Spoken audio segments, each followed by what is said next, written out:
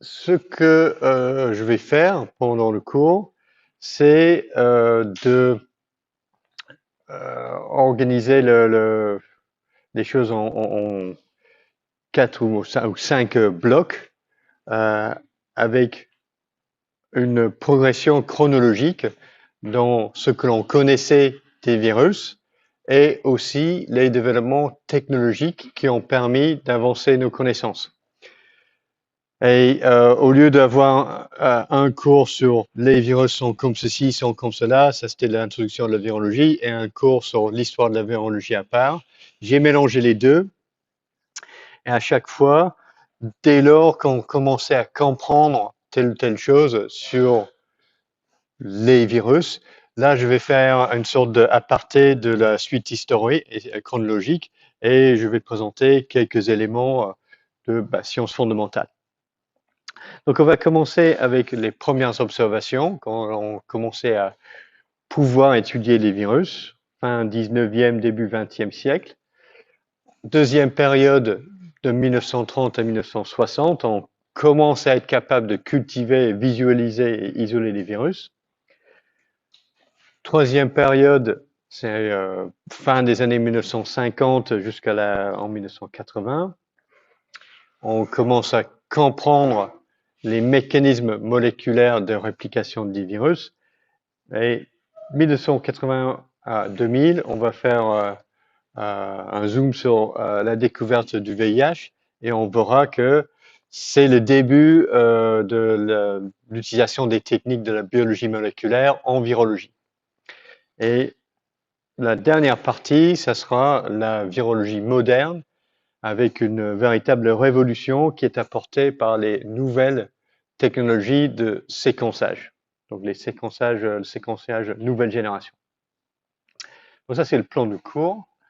Donc même avant de savoir ou même avoir le moindre idée sur ce que c'est qu'un virus, on connaissait les infections virales, et notamment au Xe siècle, Rhazès avait décrit très précisément les symptômes des infections de la rougeole et de la variole chez les enfants et chez les adultes, et cela dans un but médical de pouvoir établir un diagnostic différentiel.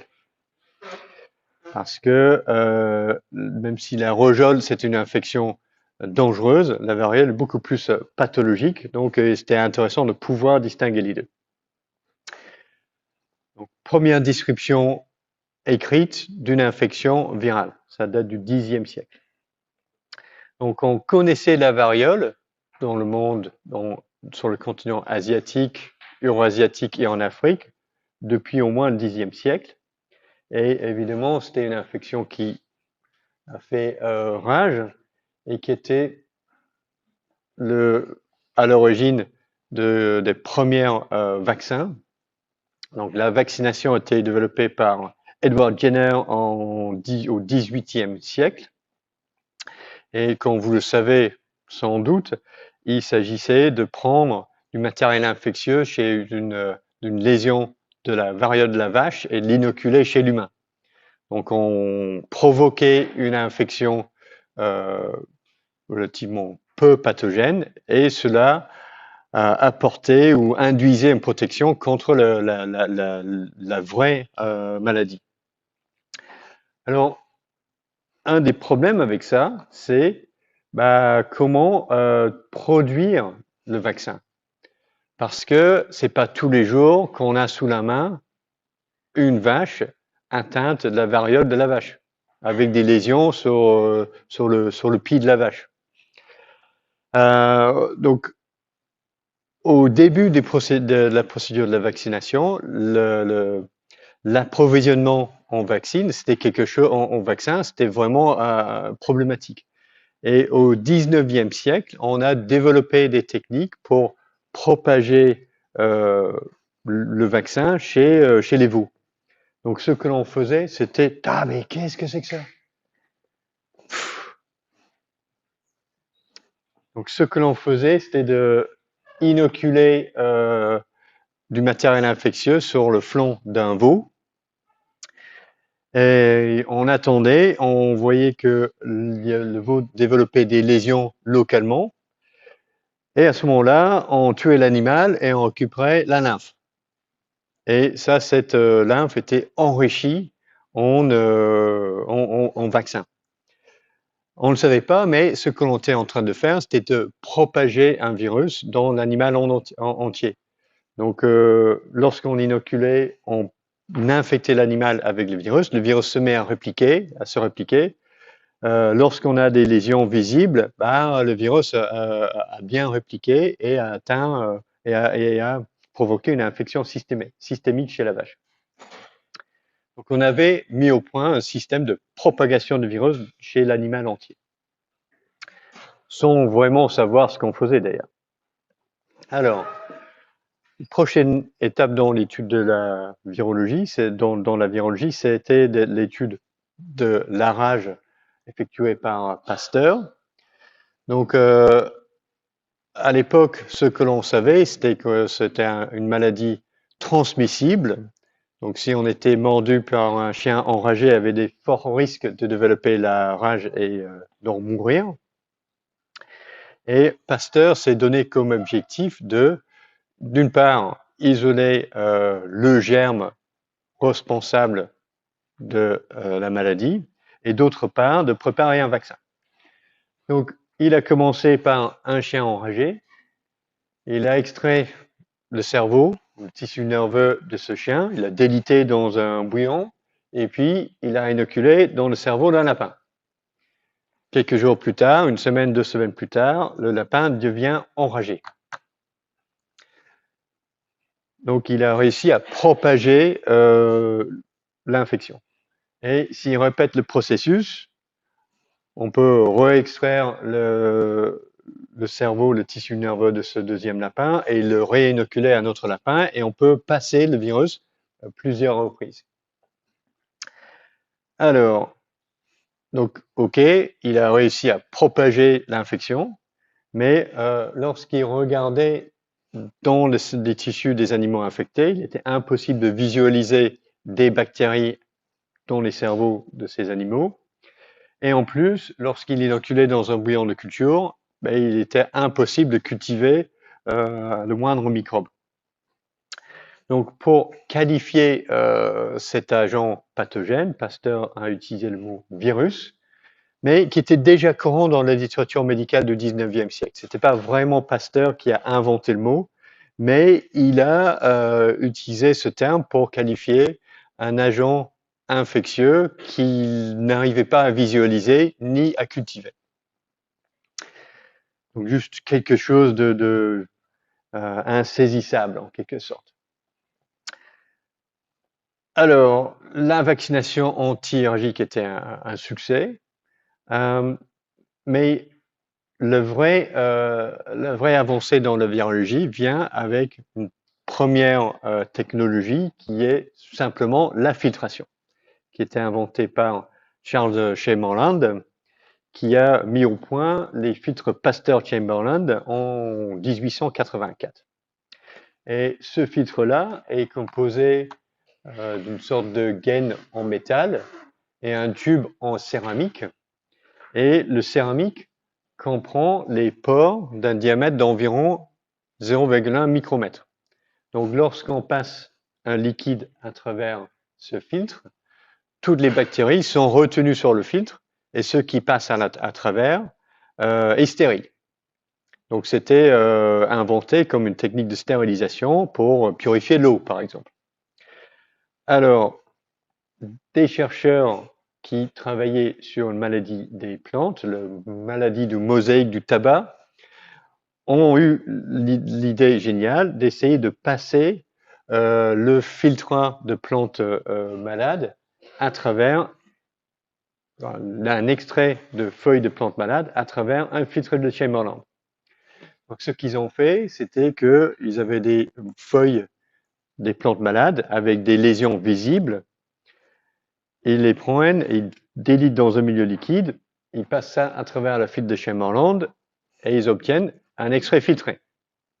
Et cet extrait filtré, ils l'inoculent sur une autre feuille Et qu'est-ce qui se passe? Cette plante devient malade à son tour. Donc, c'était la première démonstration que cette maladie, cette infection chez les plantes était provoquée par un agent filtrable. Alors, Ivanovski, initialement, elle a pensé qu'il s'agissait d'une toxine, car on connaissait les toxines sécrétées par les bactéries, donc il pensait que l'agent pathogène était retenu sur le filtre, mais la toxine passait. Et c'était Martinus Beijerinck, en Pays-Bas, qui a vraiment compris qu'il s'agissait d'un autre type de micro-organisme, plus petit qu'une bactérie. Et Beijerinck, initialement, il a cru qu'il s'agissait de quelque chose de liquide, donc un milieu liquide contagieux. Donc il a appelé ça un contagium vivum fluidum, et aussi a utilisé le terme virus. Donc cette histoire de filtration, c'est une expérience très très simple, mais très importante dans l'histoire de la virologie, parce que pour la première fois, on avait une sorte de définition opérationnelle de ce que c'est qu'un virus. Un virus, c'est un agent infectieux filtrable. Donc ça donne le moyen de tester. Si j'ai une maladie infectieuse, je prends le matériel infectieux, je vais le filtrer. Si ça passe à travers, c'est un virus. Si ça reste bloqué sur le filtre, c'est une bactérie. Donc ça, c'est très utile d'avoir une technique comme ça. Et donc, grâce à cela, d'autres microbiologistes qui travaillaient sur d'autres maladies infectieuses ont commencé à passer leurs extraits infectieux à travers des filtres de Chamberlain. Et notamment, fin 19e, Frédéric Loeffler et Paul Frosch, qui étudiaient la fièvre afteuse, ont démontré que cette maladie était aussi provoquée par un agent filtrable. Donc c'était la première infection chez l'animal clairement attribuée à un virus. Bon, on pourrait compter la rage, mais pour la fièvre afteuse, c'est la première fois qu'on démontrait que c'était un agent filtrable qui provoquait la maladie. Alors, la fièvre afteuse, c'est quoi? C'est une maladie qui est hautement contagieuse chez les animaux d'élevage, les bovins, les ovins et les cochons. Donc, il peut toucher énormément d'animaux, provoque les lésions dans la bouche et sur les pattes des animaux, provoque une perte de poids, une perte de rendement de lait et des choses comme ça. Donc, il y a des grosses pertes chez les éleveurs. Le gros problème, c'est sa nature extrêmement contagieuse. Donc, si ça démarre, il est extrêmement difficile d'enrayer une épizootie de la fièvre afteuse. Et donc, une épizootie, c'est une épidémie chez les animaux. Et la dernière grande épizootie que l'on a connue en Europe, c'était au Royaume-Uni en 2001. Il y avait environ 2000 cas confirmés, mais pour contrôler et stopper la propagation, il a fallu euthanasier plus de 6 millions d'animaux. Et puisque les carcasses restent infectieuses, il a fallu détruire les carcasses dans les fermes. Donc c'est quelque chose d'extrêmement dur à supporter pour les éleveurs parce que ils ont dû voir tout leur cheptel tué sur place et puis des grands fossés creusés dans les champs pour brûler les carcasses. Donc c'était vraiment quelque chose qui est extrêmement sévère comme pathologie chez les animaux. Alors, Frédéric Loeffler, qui travaillait sur cette maladie, les éleveurs autour de la ville où il travaillait, ils avaient appris qu'il bossait sur ça et ils n'étaient pas contents. Parce qu'ils se sont dit, si ce scientifique fou, s'il y a un accident dans son laboratoire, on va avoir la fièvre afteuse sur nos fermes. Et suite à un peu ce mouvement, le gouvernement prusse de l'époque a installé son laboratoire sur une île dans la Baltique, l'île de Riems, où il y a toujours un laboratoire de recherche en virologie. Et on peut dire que c'est le premier site de recherche de haute biosécurité. Donc on a mis les pathogènes transmissibles, très dangereux, sur une île isolée pour limiter les risques de propagation. Alors, ensuite, d'autres maladies transmissibles, on cherche à savoir s'il s'agit d'une bactérie ou d'un agent filtrable, un virus. La première infection humaine pour laquelle on a identifié un virus comme responsable, c'était la fièvre jaune, avec une démonstration effectuée par Walter Reed et son équipe. Donc Walter Reed était... attends, ok, non, la fièvre, d'abord. Donc la fièvre jaune, c'est quoi? Donc c'est une maladie qui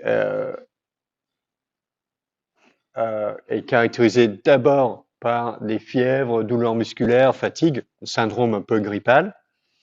La période d'incubation, ça, pour n'importe quelle maladie infectieuse, c'est le laps de temps entre l'infection et l'apparition des symptômes.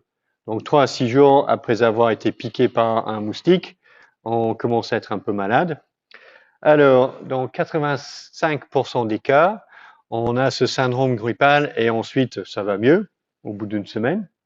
Mais malheureusement, chez environ 15% des cas, on développe une jaunisse, c'est-à-dire que le foie est atteint, une fièvre très très forte, et ces formes sévères, il y a entre 1/3 et 2/3 qui sont mortelles. Donc globalement, 5 à 10% des infections terminent par le décès de la personne infectée. Alors, Walter Reed, c'était un médecin militaire américain, et on peut se demander pourquoi il s'est intéressé à cette maladie, qui n'existait pas ou était très très rare, en tout cas aux États-Unis. Alors, l'intérêt militaire venait de la guerre hispano-américaine à Cuba en 1898. Donc, il y avait une guerre entre les États-Unis et l'Empire espagnol. Alors, pendant ces combats, il y avait 968 soldats américains tués, mais ils ont perdu plus de 5000 morts par la fièvre jaune. Donc, les pertes par maladie étaient 5 fois plus élevées que les pertes dans les combats. Donc, c'est pour ça que c'était un enjeu pour les militaires. Donc, s'ils pouvaient limiter ces décès-là, bon, en fait, ils protégeraient leurs forces militaires. Donc, après cela, l'armée américaine a nommé une commission pour aller investiguer c'est quoi cette maladie et comment on va faire pour lutter contre. Donc, qui consistait en 4 médecins. Alors, Jesse Lazear a testé. Donc, une des choses qu'ils ont fait, c'était de confirmer que c'était une maladie transmise par des moustiques. Donc, ça, c'était un médecin cubain qui avait déjà eu cette idée. Donc, Walter Reed et sa commission ont confirmé ça. Alors, comment ils ont fait? C'est Jesse Lazear qui s'est laissé piquer par des moustiques qui avaient sucé le sang d'un malade. Donc, il a testé la transmission sur lui-même, et il est tombé malade, et il développe la forme sévère, et il en est mort. Donc, c'est peu recommandé. On fait plus ça dans le laboratoire. Deuxième chose, donc c'est transmis par des moustiques, mais comment on sait si c'est un agent filtrable ou pas? Donc ça, c'était James Carroll qui a fait ça, qui a démontré que la maladie était transmissible par le sang. Donc, il prend le sang du malade de la fièvre jaune, il injecte à 2 volontaires, et ils tombent malades, mais eux, ils survivent.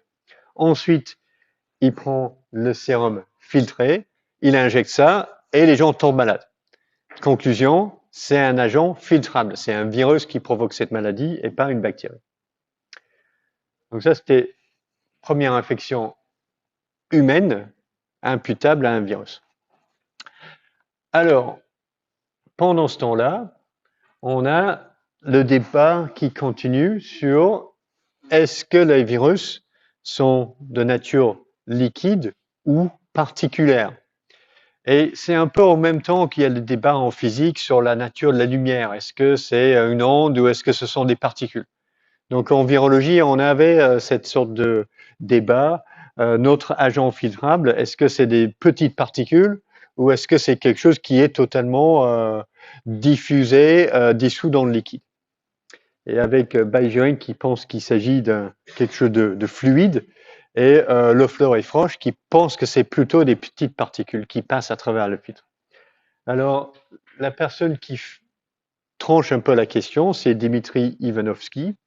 Et lui, ce qu'il fait, c'est qu'il passe un extrait du virus de mosaïque du tabac, l'agent pathogène sur lequel il a travaillé 10 années avant.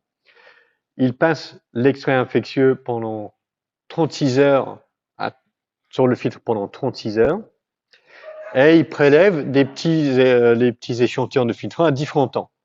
Donc pendant les premières heures, ce qui passe à travers le filtre est infectieux, mais plus tard, le filtre est non infectieux.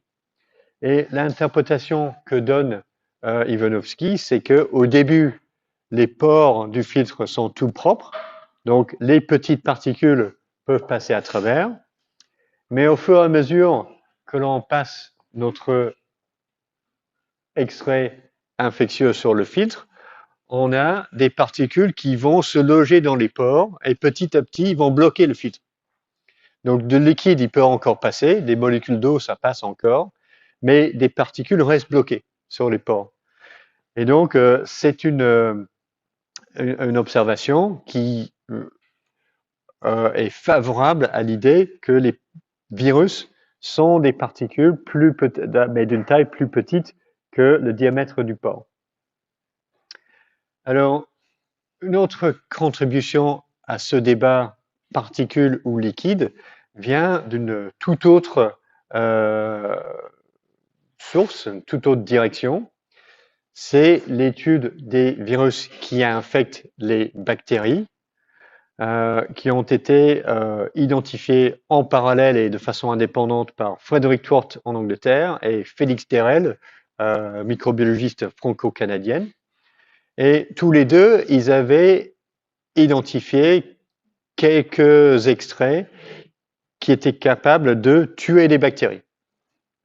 Donc Frederick Twort, il n'a pas fait grand-chose à part son observation initiale, mais Félix Derel, c'est la personne qui a inventé le terme bactériophage, c'est quelque chose qui mange des bactéries, et il était le scientifique qui a développé les techniques pour propager et pour étudier les bactériophages.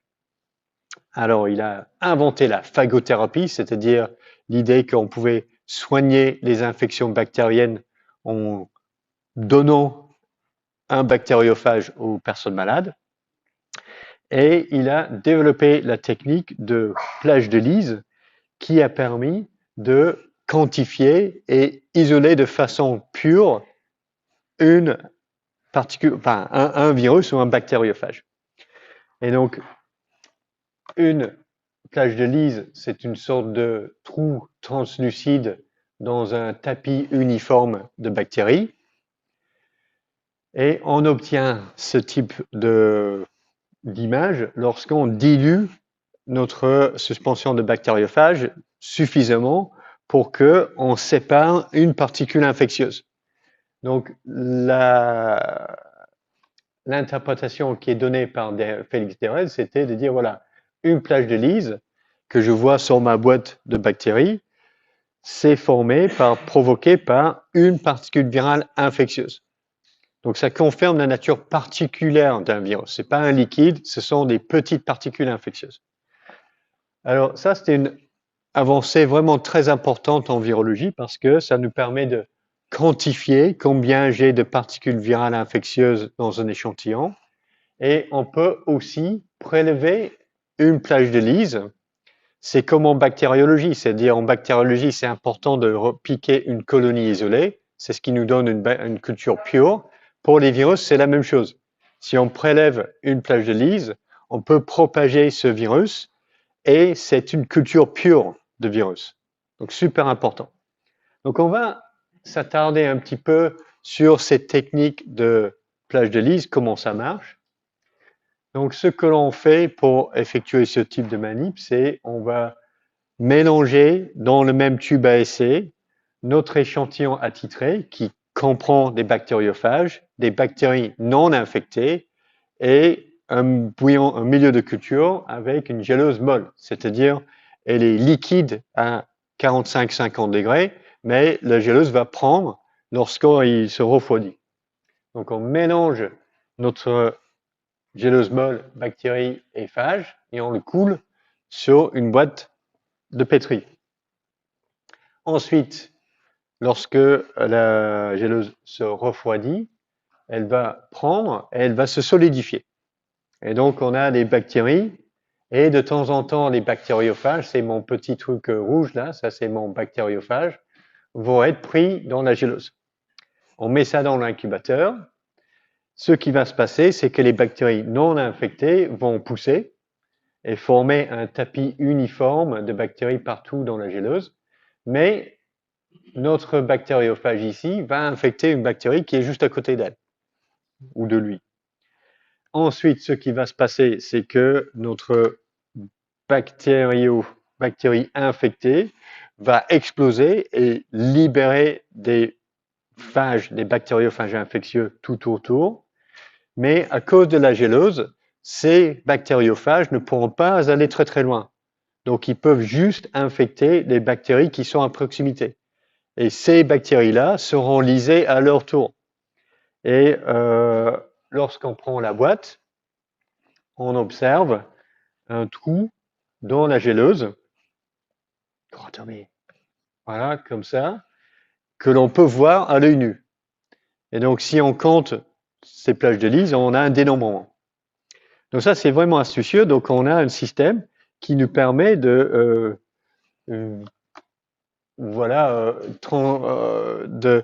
en quelque sorte, transformer quelque chose qui est tellement petit, on ne le voit même pas au microscope, en quelque chose que l'on peut voir à l'œil nu, c'est-à-dire une plage de lyse. Alors, pour les dénombrements en plage de lyse, ce que l'on fait, c'est que on commence par préparer une série de dilutions en cascade de notre échantillon. On va inoculer chaque dilution sur une boîte de pétri. On va mettre ces boîtes en culture pendant la nuit. Le lendemain, on sort les boîtes et on constate que lorsqu'on avait un inoculum qui était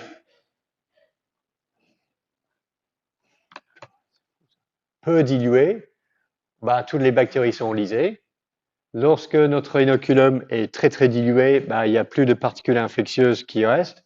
Donc on a uniquement les bactéries, on n'a pas de plage de lyse. Et à un moment donné, on va avoir des plages de lyse qui sont dénombrables. Et donc pour avoir un bon statistique, on va compter 83 plages de lyse ici sur cette boîte-là. Pour calculer le titre, on multiplie par notre facteur de dilution, qui est une dilution par un facteur de 1000, et on tient en compte le fait qu'on a utilisé que 100 microlitres. Donc on multiplie 83 par 1000 et puis par 10, et ça nous donne un titre de 8,3 fois 10 puissance 5 unités formant plage par ml. Donc on a le moyen de quantifier combien on a de particules virales infectieuses dans un échantillon. Donc voilà. Donc confirmation de la nature particulière du virus, et aussi ça nous donne le moyen de purifier et de quantifier les particules virales infectieuses. Alors, donc début du XXe siècle, on a la filtration et chez les bactériophages, la technique plage de lyse. Alors, qu'est-ce qui arrive par la suite? Il arrive la grippe espagnole. Alors, on a connu des pandémies grippales au XIXe siècle. Déjà en 1889-94, on avait une pandémie grippale. Et à ce moment-là, le microbiologiste Richard Pfeiffer et son collègue et élève japonais Shiba Sabaru Kitasoto ont isolé une bactérie à partir d'un malade. Donc cette bactérie a été assez difficile à cultiver et il fallait le cultiver sur un milieu au son. Et c'est pour cette raison-là qu'ils ont appelé cette bactérie l'Haemophilus influenzae. Donc, Haemophilus, il aime le son, et Influenzae, c'est la bactérie qui provoque la grippe, selon eux. Donc, fin 19e siècle, Pfeiffer est convaincu qu'il a isolé la bactérie qui est responsable de la grippe. Alors, qu'est-ce qui se passe ensuite? On a la grippe espagnole qui arrive. C'était un événement en santé qui a un impact en santé mondiale. On considère qu'il a infecté peut-être un tiers de la population mondiale en 1 ou 2 saisons, provoquant peut-être 20 à 40 millions de décès au niveau à l'échelle de la planète. Et difficile à avoir des bons statistiques sur le taux de mortalité par cas, mais on estime peut-être 2,5 à 5% des personnes infectées étaient tuées. Donc ça, c'était quelque chose comme 10 fois plus pathogène que la grippe saisonnière. Quelques vieilles statistiques sur ça. Donc ici, c'est l'espérance de vie à la naissance aux États-Unis de 1900 à 1960. Donc on voit que la courbe monte, sauf ici, ben ça c'est l'impact de la grippe espagnole sur le taux de mortalité infantile. Donc la grippe espagnole était très pathogène pour des jeunes enfants, des nourrissons, pour les personnes âgées, ça c'est un peu normal pour la grippe, mais aussi il y avait un pic de mortalité pour les jeunes adultes, ce qui démarquait réellement la grippe saisonnière. Alors, quelle était l'origine de cette nouvelle maladie qui a surgi, qui a infecté tout le monde? Ben, une chose que l'on sait, c'est que c'était pas l'Espagne. Okay? Des recherches historiques ont révélé éventuellement 2 origines possibles, soit des bases militaires aux États-Unis, soit des camps militaires britanniques en France. Et dans les 2 cas, on a des descriptions cliniques de maladies qui ressemblent à la grippe espagnole. Mais il n'y a pas d'échantillon qui reste de ces soldats malades. Mais tout le monde s'accorde pour dire que les campements militaires y étaient pour quelque chose dans l'émergence de cette maladie. Ensuite, le virus s'est propagé chez les militaires en France, mais à la fin de la guerre, tout le monde est démobilisé, rentre chez eux. Et c'est ça qui a mené à la propagation mondiale de l'infection. Le retour des troupes qui étaient mobilisées dans leur pays d'origine. Ils ont emmené le virus avec eux. Donc cette histoire de campement militaire, c'est aussi important parce qu'à la base, ça c'était un virus, on verra par la suite, un virus nouveau qui se transmettait pas très facilement chez l'être humain. Et si on a un campement militaire, on met beaucoup de gens en proximité, dans des conditions sanitaires qui sont pas très bonnes, ça aide vraiment la propagation de nouvelles infections. Donc on avait introduit des conditions qui favorisaient l'émergence d'un nouveau virus. Alors, donc on a cette nouvelle maladie qui est très mortelle, qui provoquait énormément de décès partout. Alors, est-ce que c'était l'Haemophilus influenzae? Donc Pfeiffer et ses élèves étaient convaincus que oui, mais lorsqu'on regarde, on ne trouve pas toujours Haemophilus influenzae chez les personnes qui étaient infectées. Donc la question était reposée, est-ce que cette bactérie est vraiment l'agent étiologique, c'est-à-dire la bactérie qui provoque la maladie, ou est-ce que c'est juste quelque chose qui profite de la situation, qui infecte des gens une fois qu'elles sont malades? Les personnes une fois qu'elles sont malades. Donc on commence à effectuer des expériences pour voir si c'est un agent filtrable ou pas. Et notamment au Japon, on a ce rapport de 1919, avec des médecins qui ont récupéré du sputum de 43 patients. Ils mélangent et ils le mettent en suspension avec un tampon, un sérum physiologique. Alors, ils prennent le mélange non filtré, ils l'inoculent chez 12 volontaires. Ils passent à travers un filtre et font la même chose pour l'extrait filtré. Donc, ils ont 12 volontaires dans chaque groupe expérimental. Qu'est-ce qu'ils trouvent? Tout le monde tombe malade, sauf les personnes qui avaient déjà été infectées par la grippe espagnole. Et alors, ils tirent les conclusions suivantes. qui sont dans le journal qui était publié il y a plus de 100 ans. Alors, c'est un agent filtrable qui provoque la maladie. C'est donc pas une bactérie, c'est pas l'Haemophilus influenzae. Et deuxième conclusion, c'est qu'une fois qu'on a attrapé la maladie, on acquiert une immunité. Donc avec une seule manip, comme ça, deux conclusions très importantes. Alors, à partir de 1920, le virus s'adapte à la population humaine, il circule, mais il est moins mortel. Et il atteint aussi des élevages de porcs. Et il provoque une épisode aussi de grippe chez le porc. Donc cette question de bactéries ou virus est encore posée pendant des années 1920. Et les travaux chez le porc vont éclaircir un petit peu la situation. Donc c'est Richard Shoup qui fait ça. Donc il commence avec un porc malade. Il prélève le sputum, le crachat du porc, des choses comme ça, et il arrive à isoler la bactérie Haemophilus influenzae chez les porcs malades. Il l'établit en culture pure, un peu comme les préceptes de Robert Koch, et il va inoculer un porc sain, mais la bête tombe pas malade. Ok, donc bactérie, pas vraiment l'agent étiologique. Ensuite, il essaie d'isoler un virus. Donc, il prend un extrait de ganglion et de poumon de porc malade, il passe à travers un filtre, et là, pareil, il inocule un porc sain, il tombe pas malade. Ou alors, il tombe un petit peu malade, mais avec des symptômes légers. Alors là, il a eu la super idée, ben, qu'est-ce qui se passe si je mets les deux? Alors, s'il met les deux, là, il a une vraie porc, un porc qui est vraiment très, très malade. Et il montre tous les symptômes de la grippe porcine. Donc, c'est ça qui donne un petit peu la conclusion ici à cette série. C'est-à-dire que la grippe est provoquée par le virus et les symptômes peuvent être exacerbés, c'est-à-dire deviennent plus sévères lors d'une surinfection bactérienne.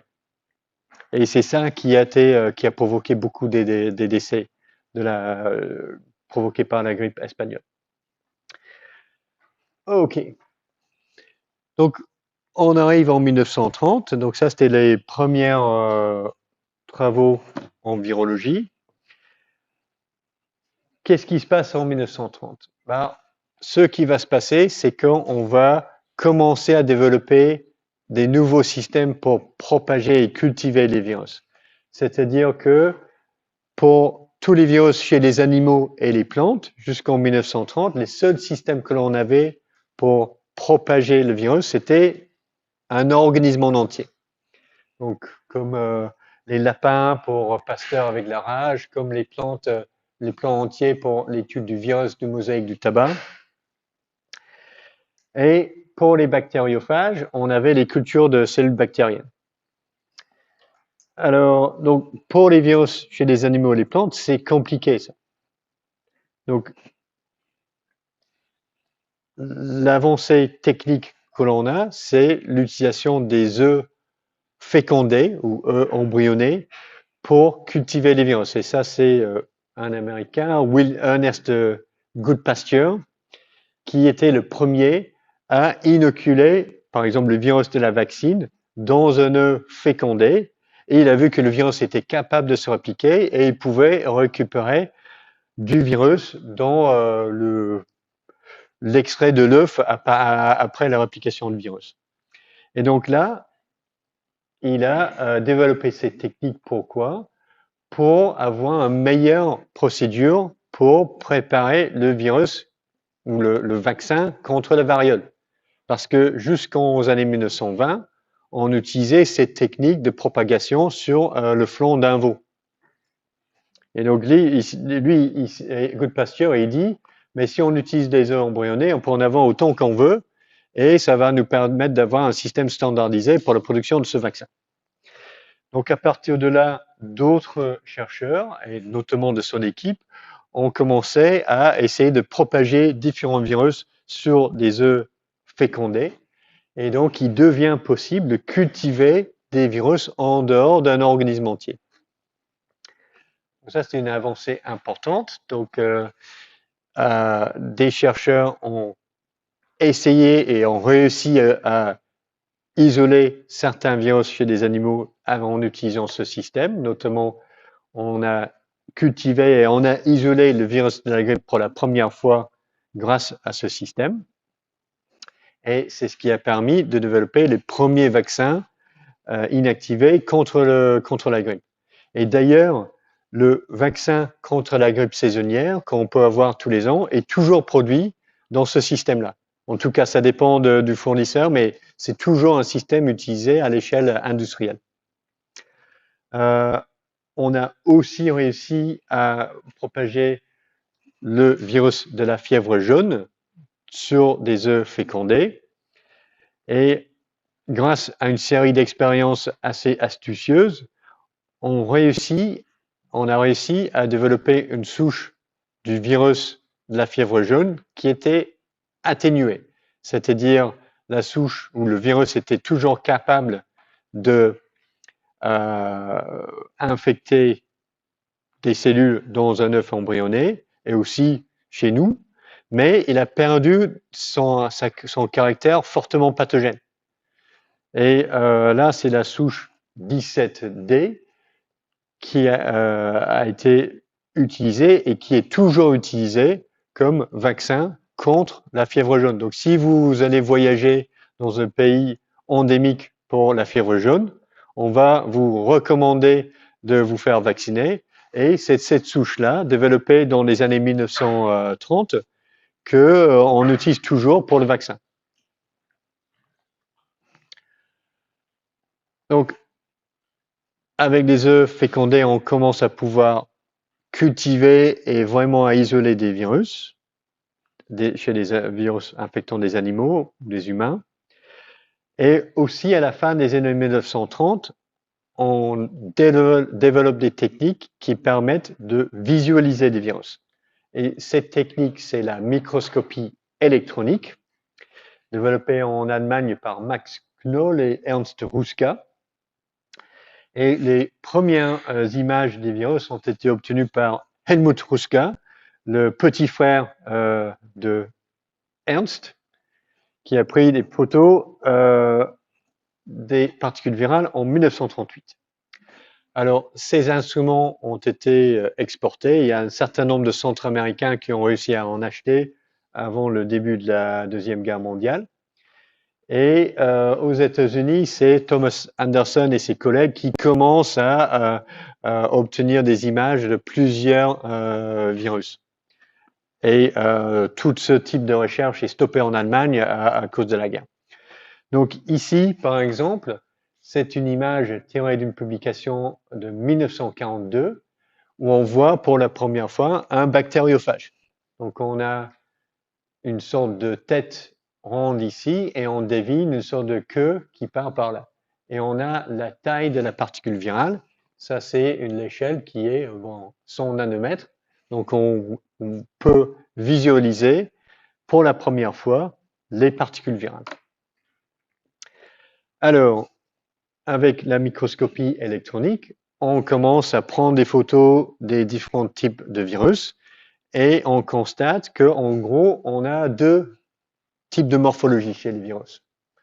On a des virus qu'on appelle non enveloppés ou nus, qui sont composés uniquement d'une capside, une couche en protéines, qui entoure un acide nucléique, le génome du virus qui est soit en ADN ou en ARN.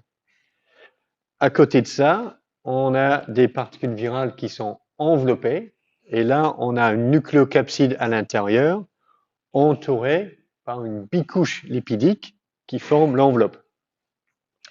Chez les virus non enveloppés, on constate que les particules virales peuvent avoir deux formes, soit des formes en bâtonnet, avec une capside à symétrie hélicoïdale, ou alors on a des particules virales qui sont plutôt sphériques, mais avec une symétrie icosaédrique. Et chez les bactériophages, on a un mélange des deux. Donc on a une tête icosaédrique et une queue qui est plutôt hélicoïdale. Alors chez les virus enveloppés, on a deux cas de figure. Donc, soit on a l'une de ces deux formes-là de capside qui est à l'intérieur, qui est entourée par une bicouche lipidique. Donc ici, c'est une particule de virus de stomatite vésiculaire, donc une particule virale allongée avec une nucléocapside hélicoïdale et une membrane, une bicouche lipidique autour. Mais à côté de ça, on a aussi des particules virales qui sont enveloppées, qui ont une morphologie complexe, comme le virus de la vaccine. Donc, on a deux bicouches lipidiques et on a une structure complexe à l'intérieur. Alors, la microscopie électronique, la seule technique qui permet de visualiser les particules virales, et c'est la technique qui a permis de classer des virus dans différentes familles via leur morphologie. Donc, on a plusieurs familles de virus qui portent leur nom grâce à leur morphologie en microscopie électronique. Donc, les Arenaviridae ont un aspect granuleux en microscopie électronique. Les Coronaviridae ont une sorte de couronne de glycoprotéines à l'extérieur de la particule. Alors, on a un peu plus de détails. Comment sont organisées ces capsides. Et un peu comme toujours en biologie, on peut comprendre les structures si on a une idée de la fonction.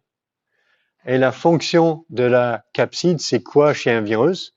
La fonction, c'est de protéger l'acide nucléique, c'est de protéger le génome.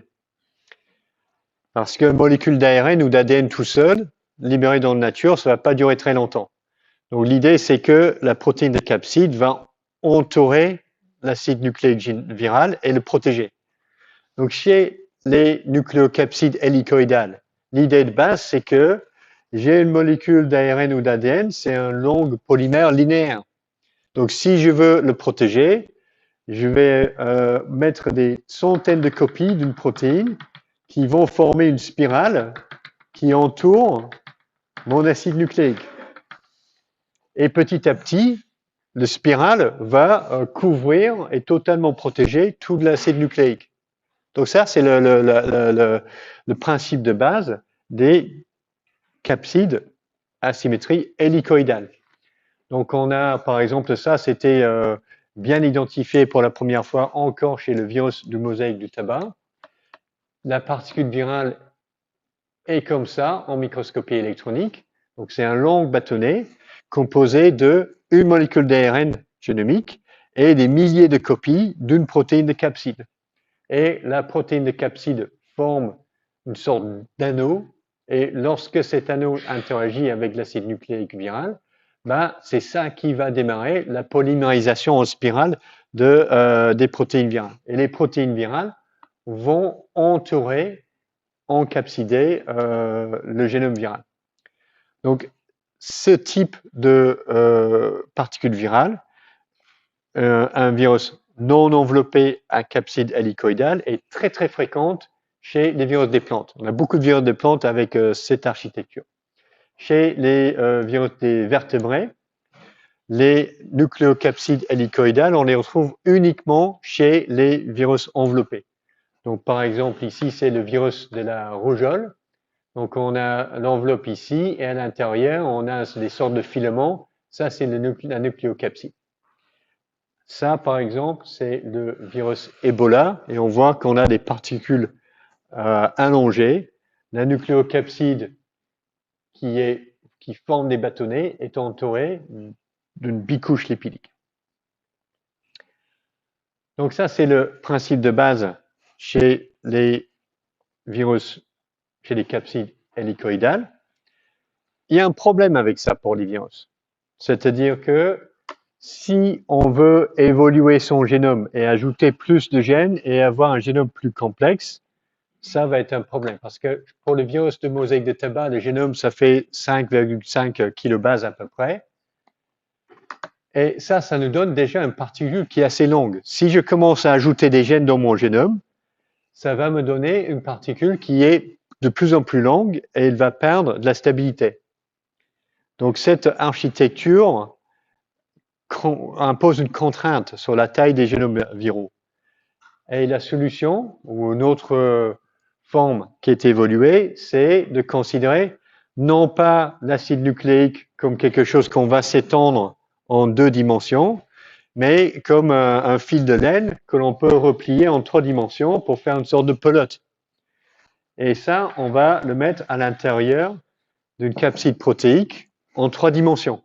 Et comme ça, je peux replier plus d'ADN ou plus d'ARN dans une particule qui reste petite et qui reste très très stable. Donc ça, c'est un peu l'idée des capsides icosaédriques qui forment des structures en forme de ballon. Et les ballons sont des structures en protéines. Et cette couche de protéines donne un espace creux à l'intérieur. Et c'est là où on va mettre l'ADN ou l'ARN du virus. Alors, la façon la plus simple de former une structure sphérique à partir de protéines, c'est d'avoir 60 copies de la même protéine.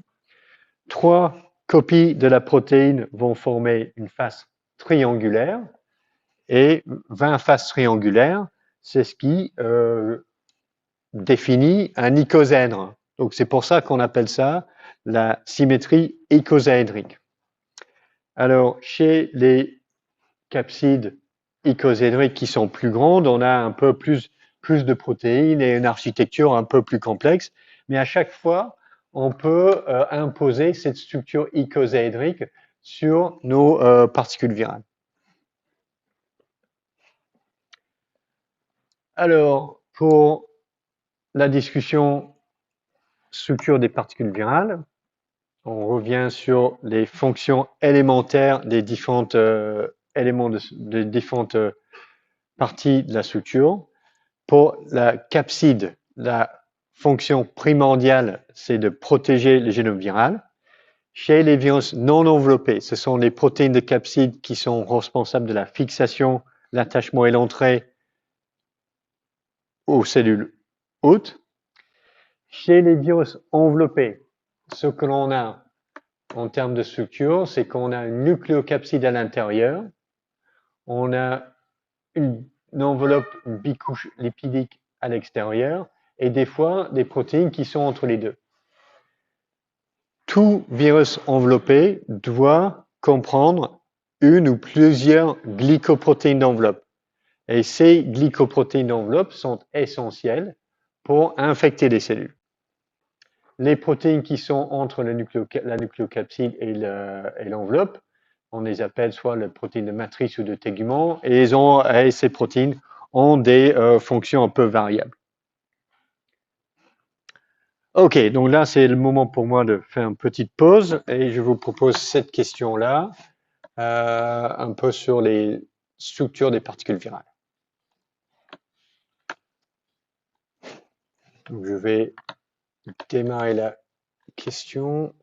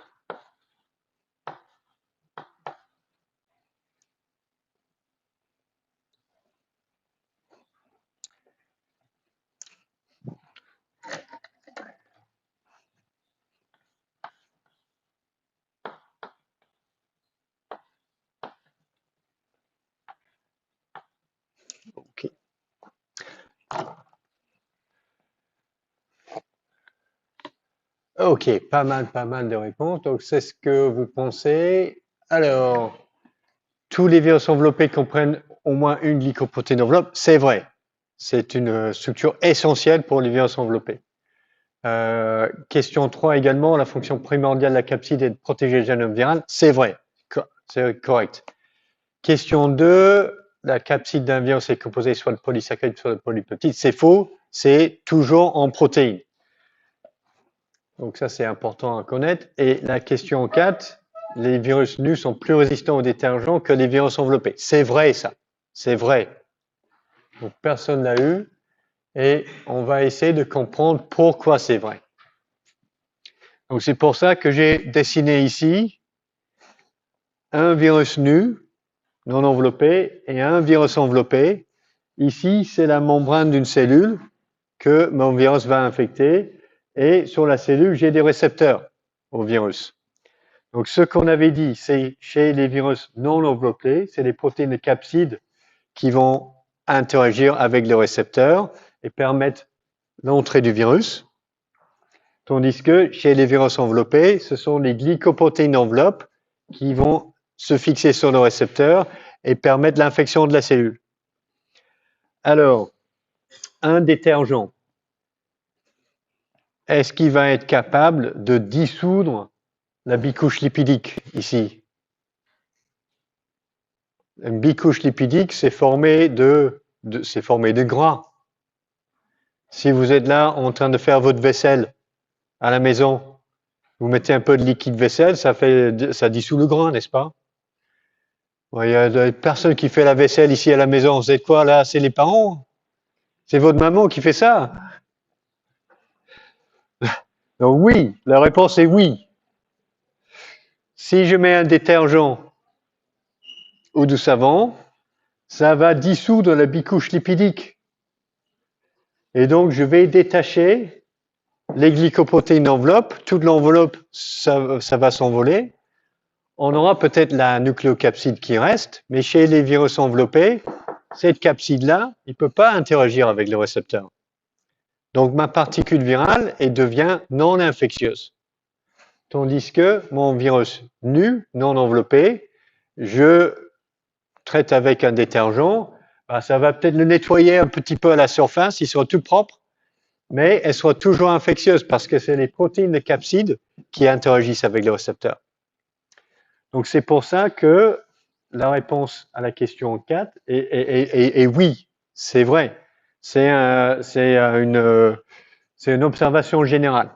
Et ça, c'est quelque chose de très important parce que cela détermine quels sont les types de traitements chimiques qui permettent de inactiver un virus. C'est-à-dire que pour le virus de la grippe ou le SARS-CoV-2, ce sont des virus enveloppés, donc un simple lavage des mains au savon, ça suffit pour inactiver le virus. Et aussi un lavage de surface, un liquide vaisselle, c'est bon, vous inactivez les virus enveloppés. Or, pour les virus non enveloppés, comme les rotavirus ou les norovirus qui provoquent des gastroentérites, ces virus-là, bon, on peut se laver les mains, c'est toujours utile parce que la plupart des particules virales vont être enlevées, mais ceux qui restent sur votre main sont toujours infectieux. Et pour décontaminer une surface, il faut des produits chimiques plus agressifs pour inactiver ce type de virus. C'est aussi vrai, par exemple, pour le virus de la fièvre afteuse, qui est extrêmement résistante, et c'est pour ça que c'est tellement problématique dès qu'un élevage est touché par ce virus, parce qu'il est extrêmement difficile de l'inactiver. Ok, donc ça c'est les structures des particules virales. Donc on va continuer les 15 dernières minutes, on va voir jusqu'où on arrive. Alors,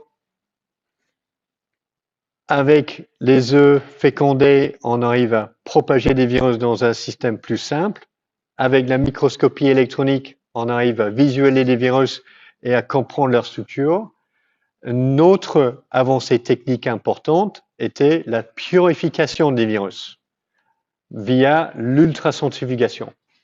Alors, l'ultracentrifugation était inventée par Theodor Svedberg, qui était un chimiste, qui voulait séparer différentes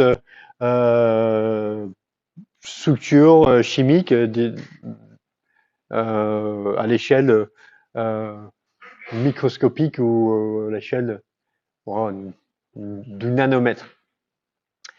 Alors, pour séparer différentes composés chimiques, c'était l'objectif de la technique au départ, mais des biologistes s'en sont emparés et ont commencé à l'utiliser pour, par exemple, séparer différents composants cellulaires.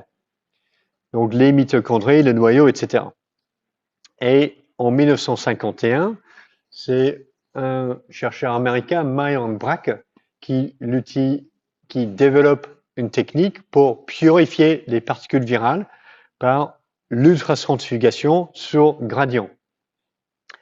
Alors, l'ultracentrifugation sur gradient est toujours une technique standard de la virologie, donc inventée en 1951, toujours utilisée aujourd'hui. Donc à la base, ce que l'on va faire, c'est qu'on va faire pousser notre virus dans un système quelconque. On va préparer un extrait de nos tissus ou nos cellules infectées. On va le filtrer pour enlever les gros débris cellulaires. Et ensuite, le filtrant, on va le déposer sur un gradient de densité, soit de sucrose, de diadixanol ou de chlorure de césium. Et les solutions concentrées de ces composés chimiques ont une masse volumétrique supérieure à 1. Donc on va avoir là où notre composé, notre solute est très concentré, soluté est très concentrée, on va avoir une masse volumétrique de 1,4 ou 1,5 grammes par millilitre. Et avec une concentration qui est plus faible, on arrive à une masse volumétrique de 1,0, qui est la même chose que l'eau. Donc ce que l'on va faire, c'est qu'on va déposer notre extrait filtré, qui va être un mélange de protéines solubles et de particules virales, sur ce gradient. On va le mettre dans l'ultracentrifugeuse, souvent pendant la nuit. Et ce qui va se passer, c'est que les différentes composantes et les différentes particules dans mon extrait vont s'équilibrer là où la densité de la particule est égale à la densité de la solution qui l'entoure. Et lorsque ça marche bien, on a un anneau visible de particules virales que l'on voit dans le tube. Et donc c'est ce qu'on a ici, là. Donc ça, c'est un extrait qui a été couplé chimiquement avec un fluorophore qui colorie qui permet de visualiser les protéines en rouge. Donc on a toutes les protéines en haut, là, solubles, elles restent dans le surnageant. Tandis que mes particules virales, ça donne 2 anneaux ici. Donc ça, c'est mes particules virales, ça, c'est moi. Alors, si vous voyez bien, on a 2 anneaux ici, là. Donc un qui est au-dessus et un autre qui est un peu plus faible, qui est en dessous. Donc l'anneau qui est plus bas, c'est des particules plus denses. Et ça va être des particules qui ont de l'ADN à l'intérieur. Et les particules qui sont un peu plus légères sont des particules vides. Ok, donc une fois qu'on a fait ça, on a une technique qui permet de purifier des particules virales. Et une fois qu'on a une particule virale purifiée, ce qu'on peut faire, c'est qu'on peut le visualiser en microscopie électronique. Donc ça, c'est exactement ces particules-là. Donc on voit qu'elles ont cette tête-là. Et on peut les analyser par une série de techniques physico-chimiques pour savoir qu'est-ce que j'ai dans ma particule. Et là, ce sont des particules composées d'une seule protéine virale, par exemple.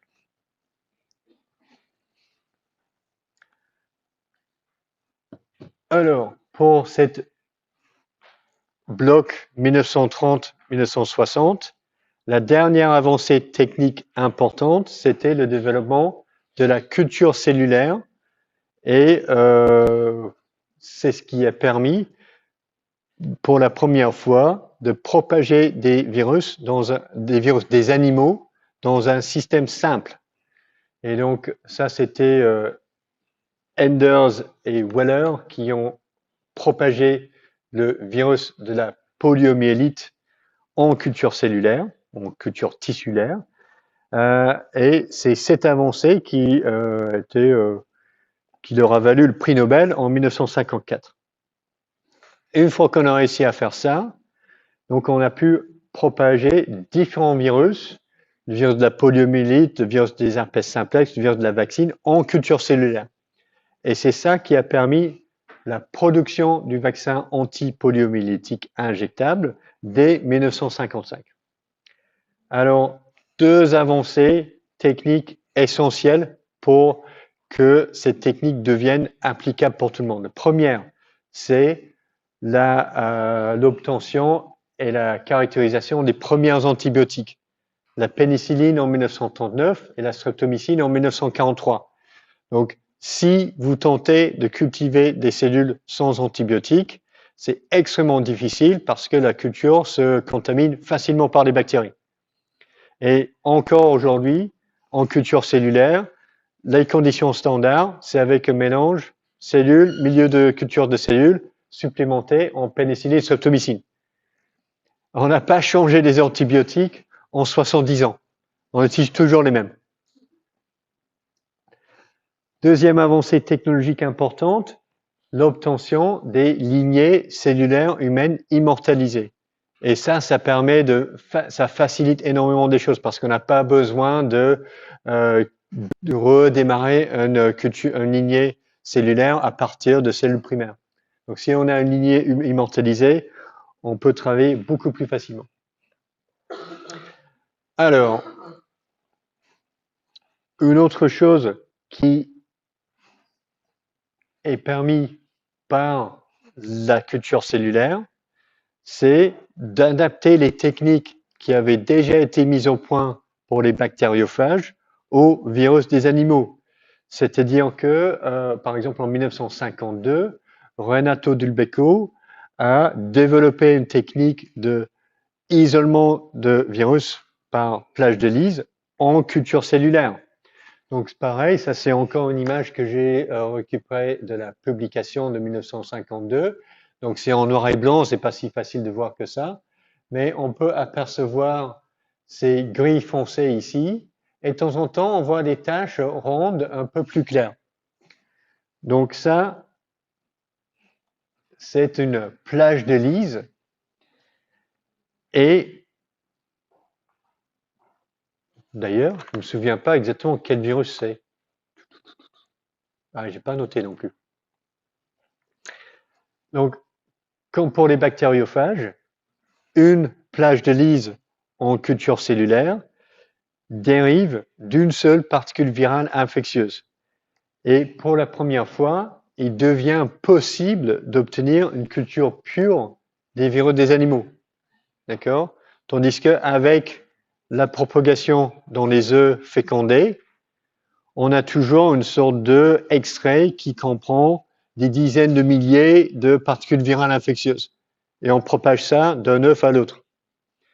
Mais ici, si on pique une plage de Lise isolée, on a un clone viral en quelque sorte. C'est la même chose qu'en bactériologie lorsqu'on prélève une colonie isolée. On a une souche pure. Donc ça, c'était très important. Alors, ça, c'est une technique qu'on utilise toujours en virologie. Donc, l'idée de base, c'est que l'on va préparer une série de dilutions de notre échantillon à titrer. On va l'inoculer sur des cellules en culture qui poussent en monocouche sur le plastique. On va laisser le virus infecter les cellules pendant, souvent c'est 1 heure d'incubation, c'est peut-être 3 heures. Ensuite, on enlève le milieu, on lave des cellules et on va les recouvrir avec un milieu supplémenté en agarose. Parce que c'est la même chose que pour les plages de Lise chez les bactéries. Il faut un milieu qui est gélosé, qui va empêcher la libre diffusion des particules virales qui vont être libérées à partir de ces premières cellules infectées.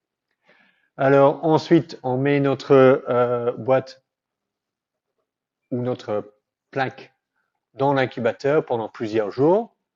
À la fin, on le sort et on va colorier des cellules en violet de gentiane. Et si on voit bien, ça c'est le témoin négatif. Les cellules en monocouche ont poussé partout. Ici, on a plein de petites plages translucides. Ici, un peu moins. Là, très peu. Et là, rien. Donc ça, ce sont les dilutions de 10 en 10. Et donc, c'est une image tirée d'une publication de 2020 qui décrivait la méthodologie pour titrer ou déterminer le titre infectieux du SARS-CoV-2. Donc, c'est encore une technique standard utilisée en virologie aujourd'hui. Alors, on arrive dans les années 1950-1960, notre boîte à outils technologique commence à s'étoffer. On peut cultiver des virus sur des cellules, on peut purifier des virus sur des plages de lyse, on peut les visualiser en microscopie électronique. Et ça, c'est vraiment le début de l'âge d'or de la virologie animale, avec l'isolement et l'identification de plusieurs virus pour la première fois. Donc ici, à chaque fois que j'ai quelque chose qui est souligné, c'est-à-dire que c'est l'année de la découverte de ce virus. D'accord? Donc les adénovirus découvertes en 1953 par un isolement en culture cellulaire, virus de la rougeole découvert en 1954, les rhinovirus, virus de la rougeole, etc. Le virus de la rage, on savait qu'il existait. Il était possible de le propager d'animal en animal, mais en culture cellulaire, on l'a isolé uniquement en 1954. Ouais, on a 4 minutes. Ouais, je pense que... une question. Je raconte cette histoire ou pas? On a 4 minutes, 5 minutes. Je pense que c'est pas mal. Ok, c'est pas mal de terminer avec ça. Donc, je vais avancer avec ça. Donc, comme je disais, notre boîte à outils s'est étoffée. Et au début des années 1950, on a ce scientifique, M. Hultin, qui démarre sa thèse de microbiologie à l'université d'Iowa. Et à un moment donné, il y a un autre chercheur qui est invité pour faire un séminaire. Et dans la discussion, il lance un commentaire comme quoi, et ça tourne autour de la grippe espagnole, parce qu'on ne disposait pas de souches d'origine de la grippe espagnole. Les premières souches ont été isolées en culture de embryonnée en 1931, mais à ce moment-là, le virus s'est déjà adapté à l'organisme humain. Donc on se posait la question, est-ce que la souche d'origine était plus pathogène? Et pour le tester, il faudrait avoir accès à la souche d'origine. Mais comment on va le faire? Donc il y a William Hale qui dit bah ouais, mais quelqu'un devrait aller chercher ça dans une victime de la grippe qui a été enterrée dans le permafrost au Grand Nord. Parce que dans le permafrost, la température reste moins de zéro. Donc le corps, il va rester congelé pendant toutes ces années. Et donc Hultin, il dit bah ouais, c'est vrai ça, c'est une super idée. Donc il lance le projet, il demande de l'argent, il écrit une demande de financement, il obtient l'argent. Et donc, il prend contact avec des communautés inupiates, c'est-à-dire les Inuits qui vivent dans les villages qui avaient été sévèrement touchés par la grippe espagnole en 1918-1919, avec des taux de mortalité 50% jusqu'à 100% dans certains petits villages très isolés. Les corps ont été ensevelis dans des fosses communes parce qu'il n'y avait plus personne vraiment pour faire un enterrement digne. Et donc, Hultin a pris contact avec la communauté locale pour leur demander est-ce que vous me donnez votre autorisation pour aller sortir les corps de vos ancêtres et faire des recherches scientifiques là-dessus. Donc ça, c'est quand même quelque chose de bien parce qu'il a demandé l'accord explicite des communautés locales. Il les a convaincus, ils ont dit oui, ok, vous venez. Donc, il monte le projet et il y va en juin 1951. Donc, ils vont aller fouiller et ils retrouvent des corps des personnes malades. Ils ont gardé avec eux, ils ont pris avec eux les boîtes pleines de carboglace. Donc, ils prélèvent 8 poumons, ils mettent des biopsies sur la carboglace dans un thermos et ils retransportent ça aux États-Unis. Ils vont les inoculer et qu'est-ce qu'ils trouvent? Ils trouvent un peu d'Haemophilus influenzae et un peu de Streptococcus pneumoniae. Donc les bactéries sont toujours restées en vie pendant tout ce temps-là. Mais sur un extrait filtré, sur les œufs embryonnés, rien. Donc on reste là et ils n'ont pas réussi à ressusciter le virus de la grippe espagnole en 1951. Ils ont testé avec toutes les techniques qui étaient disponibles à l'époque. Ça donnait rien. Ok, donc on va en rester là. Bon, ça n'a pas donné rien. Ils ont isolé des bactéries, donc cette histoire de co-infection, c'est toujours vrai. Donc on reste là et on termine l'histoire la prochaine fois.